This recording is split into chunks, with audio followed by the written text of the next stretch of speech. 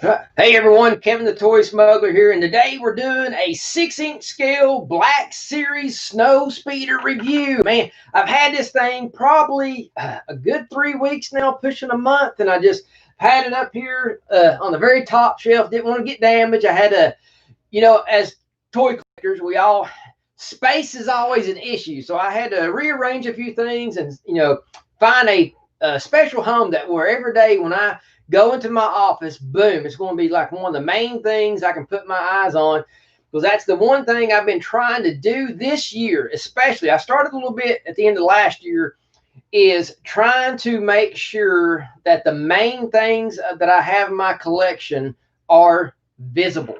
Because we all know, everyone that collects here, you have that infamous closet or that infamous storage building that just house some great, amazing things, and you just never get to see it. And I actually, at one time, had a pretty good, sizable Spawn collection, and I went and moved. And the bad thing was the place I moved into, I had the space to display it, but I just never got around to it. And after 7 years, I was like, time to trade this stuff. And I looked at it I kept it around me, like where I can just touch it every day for like a month.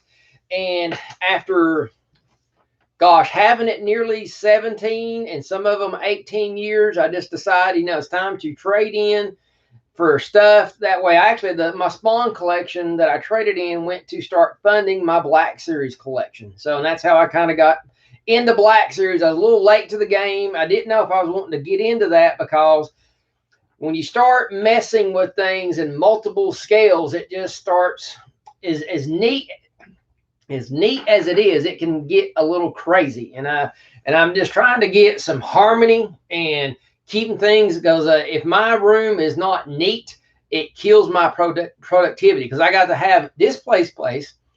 I gotta have some spots where I can do some reviews, but I have to work. Like the painting here, I have to have areas where I can sculpt, paint. I got my office is where I do most of my digital stuff. And I do some minor sculpting and painting in there at times, but I try not to, because it's carpeted and this is all hardwood, 10-foot ceiling. This is more of an atmosphere of construction, versus the other one's more for meetings and some classes and stuff like that. So, but on to that, we're going to move over. It's time to review this thing. And I have to say right off the bat, extremely pleased. Number one, just pulling it out of the box. I'm going to give you guys a little bit better shot here. Get some better close-ups. Man, it just feels good in the hands. Man, they made this out of, thank God, Hasbro, out of the vinyl plastic. That should be every Star Wars, G.I. Joe, you name it, especially when it comes to play sets and vehicles, you need to go vinyl. Vinyl is this more durable. The only thing you got to watch out on vinyl, if it's long, skinny, and thin, it could warp. But all these pieces seem pretty solid. You do not have, there is no light up feature here. I'm sure most of you guys don't know that. But for this, I don't think that's that big of a deal. But at the same time, I'm going to show you guys this, and I don't know, I hadn't heard anybody mention. I've watched some other reviews. This right here can be easily molded in silicone rubber. You get it Hobby Lobby. Cast this in some clear plastic, and there's room in here where you can place some LEDs and then turn around and paint what you need to paint, and then make these electronic. I can totally see doing this without changing or modifying, like cutting into. You should not have to cut into. And I just love how these babies, even though they hollow, that's just, every toy company is going to hollow things out, but you can actually cast it and fill that in with some putty, temporary putty, and it'll be completely solid. But I think the reason too, but you need to make sure if you do fill that in, fill it in flat. And the reason is because this has to sit flat a certain way. They're at a slight angle. I just love this plastic. Now, the only aggravating thing that I have seen on this deal is getting into the hatch where the pilot set is it's not something that you can easily take a finger and pop into. I would call this the passenger, not really a passenger, but if you're the figure, it's your right hand. This side tends to stick. And I suggest when this goes to the landing gear and this cockpit, get you a simple popsicle stick. That way you don't have to worry about damaging or anything. You just stick it in this hole, give it a little twist. This corner will always pop up first. Then all you got to do is work this popsicle to the left, just a hair. Give it another little twist. Boom. Then it comes out. I've been trying to slightly sand this little tab, and I'll show you this tab. And one thing is, I looked at this tab, and I looked at this other one. This one has a much sharper edge, and I think that is the culprit. I don't know if the camera's going to be able to capture that. But that little tab right there, I'm going to point at it here. That little tab right there has a little bit of a lip on it, and that keeps you from opening it back up. It kind of like hangs in there. But I'm slowly sanding a little bit on it and sanding a little bit on it, taking my time, because I'm going to work this thing out to where it's not going to do that. And I'm instead of making a sharp right hand angle of a curve like this right here, it's got that kind of a lip on it. I'm trying to sand it where it's slightly rounder. That way it sticks in, but yet it's much easier to pry out. And going inside this thing, man, the details in this is completely amazing. Let's see here. Get you guys a good shot of this.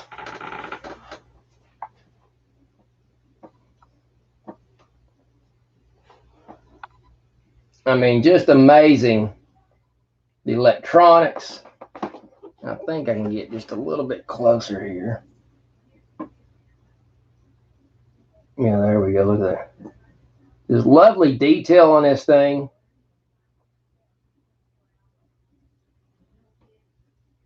Very, very accurate to the Empire Strikes Back movie.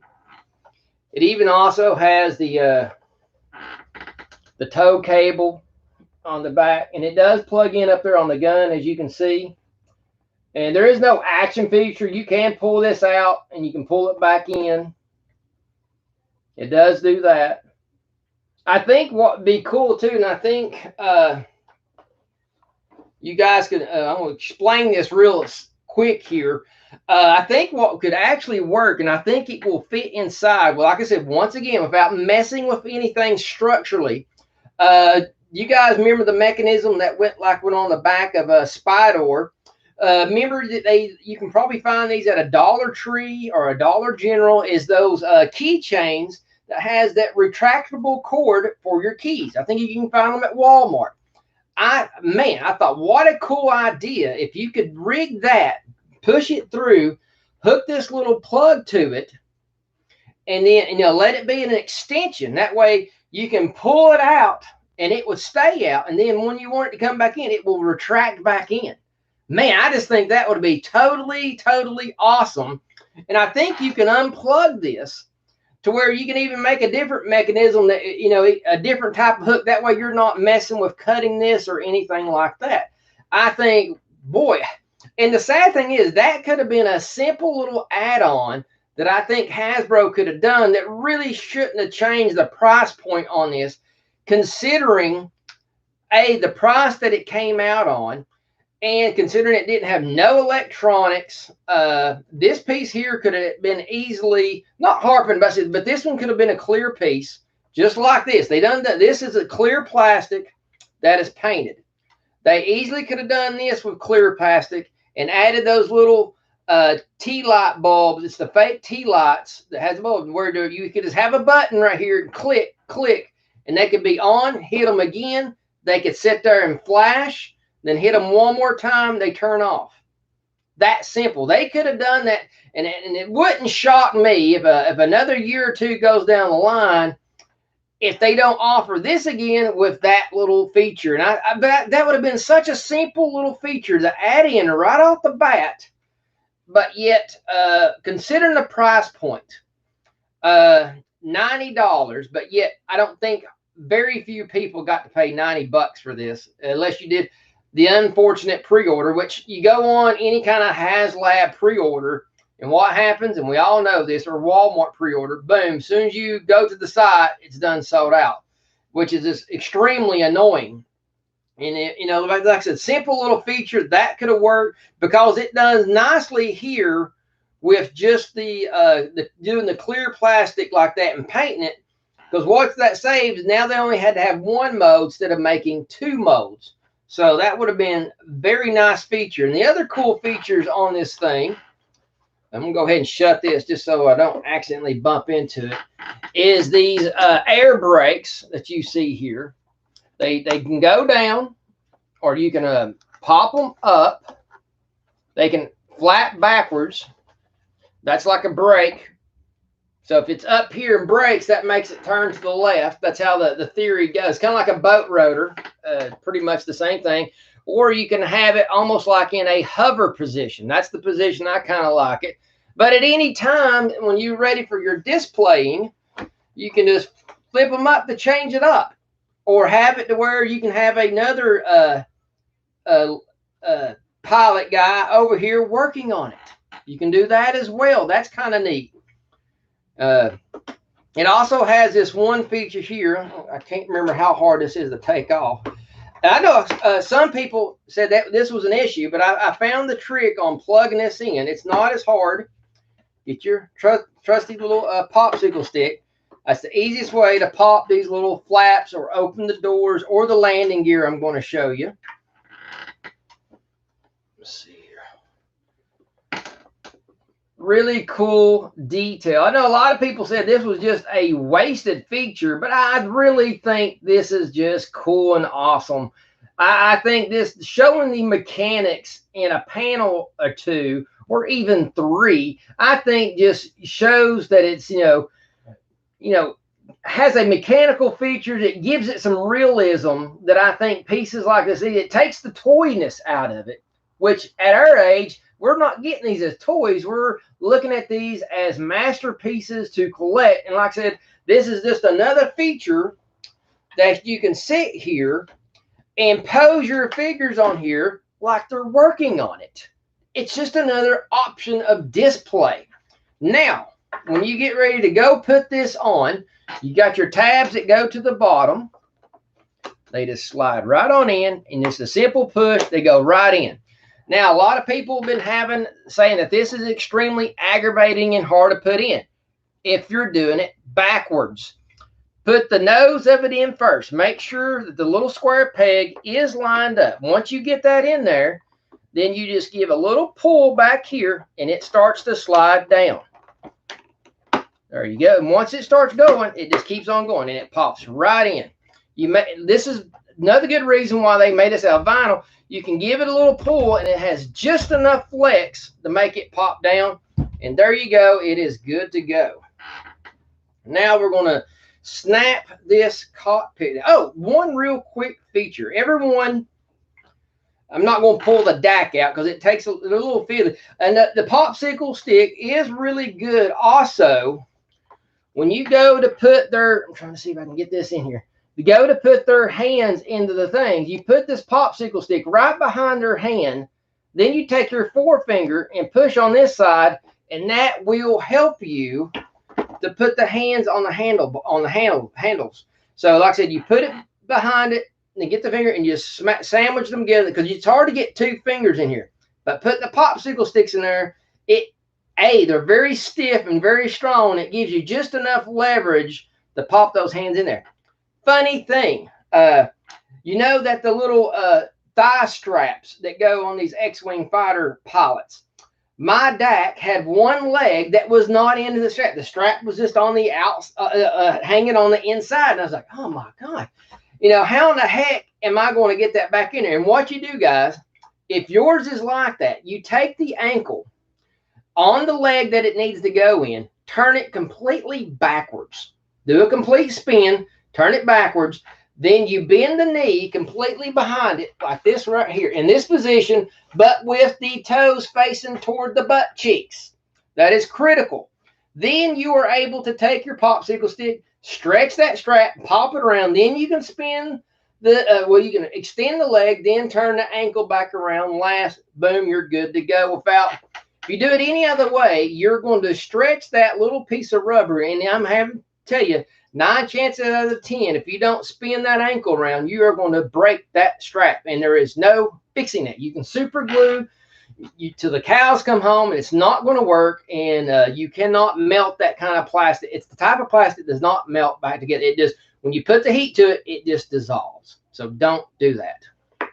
So get this back together. I want to show you guys the landing gear here. The front landing gear works amazingly well. When it goes all the way up, you push it to the, hear that little click? That's what you want. Then it's stable and it's in place. Once again, popsicle stick, you put it right here. You'll see these little slots right there. So you put the popsicle stick right in these slots. Just give it a twist. Give it a little twist, pop it up. There you go. You hear them pop it up. So these are a little bit tougher. There you go. Once you get the one, then they pop up. Now, the only annoying thing on these, sorry, there you go. It's easier to open up the 2 inside flaps first. Then now you're able to get your finger, and these are a little bit tougher to get in and out of. Now, one thing you will notice is these babies are bad to want to hear how that kind of click. One click, but the other one don't click as well. So they're real easy. It don't take much wiggling, and they want to come into the inside. And I'm here to tell you, it don't make a whole lot of difference as far as posing it. It lifts it off the ground less than the height of this popsicle stick. Less, because look, it won't even go underneath it. It really don't put it up. So in my opinion, just in case, I don't know how fragile these little knobs, and just, I can't see them, and just looking at the thickness of these little doors, they don't look that thick. So when you go to close it, do the ones with the skits first. Make sure they're popped down. And then it's the inside door that actually overlaps slightly. Ah, see, one popped out. Okay, now I do get to view this.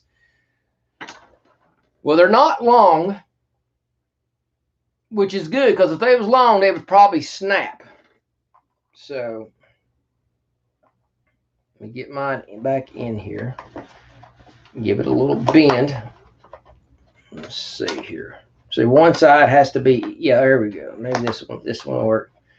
You have to give it a nasty little bend. I'll have to say that much. I don't like having to bend that like that. So guys, you watch this live on TV on how fiddly these little doors can be. And I'm glad I'm having this much trouble. Boom. Okay. When you go to put these in, put the peg in that's going toward the front. And then this back end is the end that's supposed to kind of like slides in at an angle and everything. So with that said, I'm probably not going to be messing with that again. Just so I don't, the more you bend these little doors, the more they're going to start to bow up. And I do not want that. Now I want to show you how this thing sits without the landing gear. And it just really isn't that big of a deal. And really, if you want to get all nitpicky about it, let's see here. I'm sure I got one. I keep lids of various sizes. I love collecting crazy little lids and stuff for dioramas and stuff. So, but you take your average little clear water bottle lid, and it will for your desired height, and you can raise up the very back of this, set it right underneath it. Boom. Now you're off the table again. Like I said, you can go various thicknesses on this deal. Let's see here. I'm sure I got some other thick ones. You know, like some big orange juice bottles and stuff like that. Like, well, like here, this one I think is off a spice rack. Now, and like I said, this is black. You're not going to be able to see this. So you can actually sit this back there. Bam. Now you're even, yeah, you're just as high as the landing gear without having to worry about damaging of the landing gear. So there you go. So that's my simple solution. That way you don't have to worry about it. You can put two underneath there or whatever, but it's not worth. And actually, that's kind of cool. Sit there, shake it, give it a little motion there. But that's what I'm going to be doing. That's how I'm going. Actually, the way I'm displaying it is just going to be like this right here, and it's just setting on the wings. It's not going to hurt it. Like I said, and that way I don't have to worry about anything shaking or my daughter walking up and touching it and that landing gear getting jacked. The other cool little action feature that you have back here are these little flaps, and they're brake flaps too. They come down. You can hear them pop when they go into place, and they go back up. Not much of a motion, but yet it's still a piece of motion that you can use as far as display and everything. But like I said, guys, did not agree with the price point on this. And my biggest thing is, oh, excuse me, guys. And I think they're coming out with the DAC figure on card. Here's my point. If the initial retail on this was $90, that means if the DAC figure did not come with it, you were looking at roughly $69.99 or $69.98. A little bit better of a price point. But I'm still thinking, considering the size of the land speeder that came out before it versus the size of this, and the Dubok with the Stormtrooper, I think was $60, and without the Trooper, it was $40. I really think at this size right here, with the figure, this should have been about an $80 piece, and without the figure, we're looking at $60. Honestly, I think $90 was just a little too much, and I just wish Hasbro would, because they come out with they put the figure in the box, make you buy both, and then they turn around and put the figure on the card. I mean, come on, quit forcing us with these stupid board games and forcing us to buy figures. Just put the figure out if we want a DAC. What if we didn't want to? What if we wanted to buy them separately? I mean, but they're just want to get that. Or here's the thing: if you're going to make us commit to buying a figure that comes with a ship, do not put the thing out on card. Because I mean, I don't know about you guys, but I don't need 2 or 3 DACs.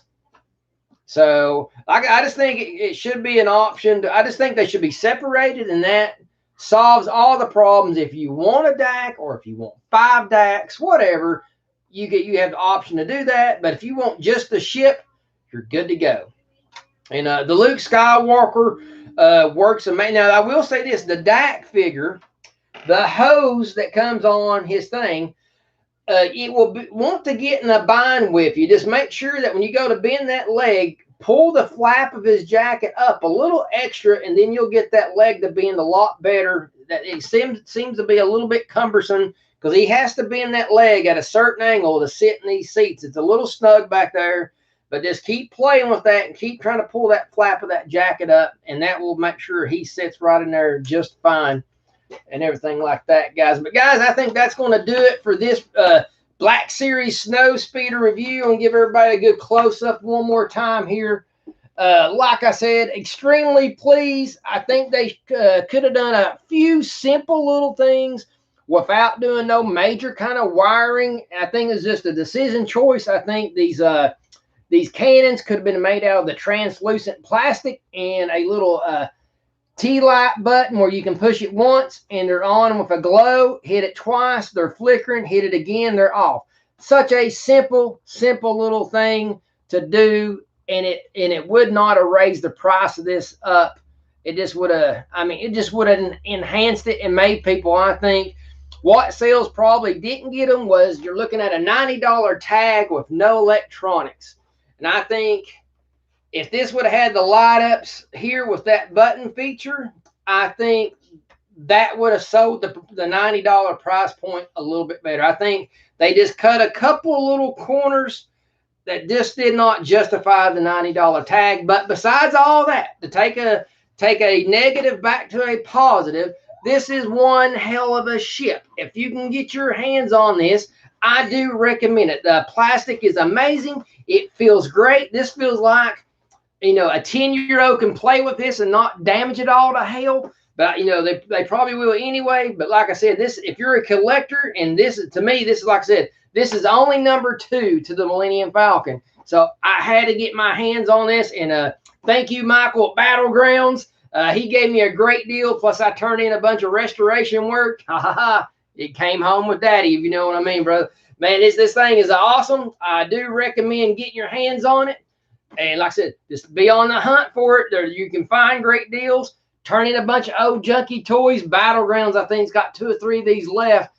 You can turn in a bunch of toys and turn that 90. I think it's up a little bit higher than that, but still, you can really get rid of a bunch of junk to get what you want. Guys, I'm Kevin the Toy Smuggler. You guys have a great day. And just to give you all a quick plug, sometime this afternoon, I got another video coming on a custom little mini diorama I did that goes along with your D&D characters. Check that out later. Catch y'all later.